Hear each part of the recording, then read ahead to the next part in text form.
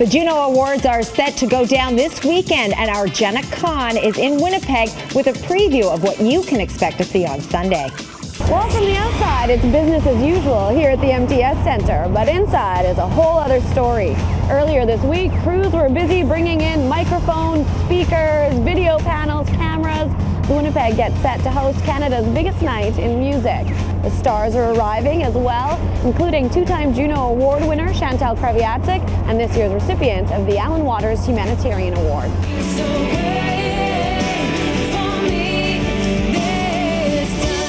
I always have to keep myself humbled. I think accolades are awesome, but I think that like really being able to authenticate them by doing something like a fundraiser that raises funds for the very things that caused me to get inspired, educated, and then get the accolade. I mean, I think that really brings it all right around in full circle and makes it feel right. I wanna give it to you. Winnipeg will heat up Sunday night thanks to a list of hot Canadian artists performing at the Junos, including Robin Thicke, Sarah McLachlan, and Arcade Fire with Classified, Serena Ryder, and Johnny Reid dividing hosting duties. And I'll be rubbing elbows on the red carpet with the who's who of Canadian music this weekend, bringing you your full Juno recap Monday in Entertainment City.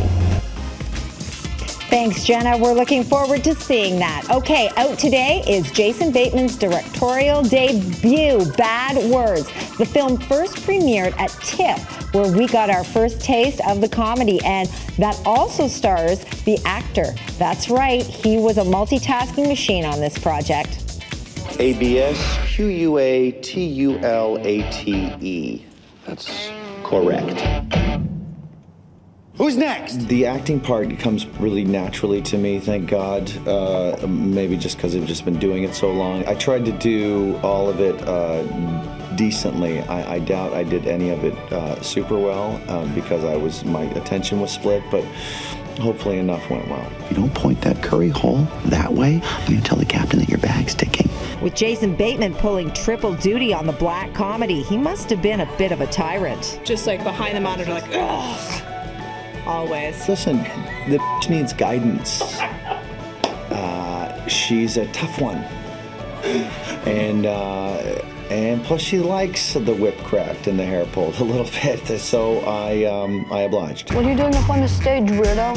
Your chair called me for help. It's like, help me. It's so heavy. You know what, he was actually, this is gonna be a boring answer, but he was awesome. Yeah, he really was.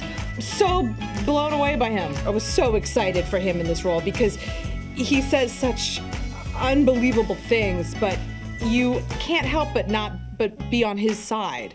This guy is not, on paper, is not somebody that you would ever kind of like or root for, but hopefully we earn that throughout the film. Hopefully it doesn't feel too gratuitous or arbitrary.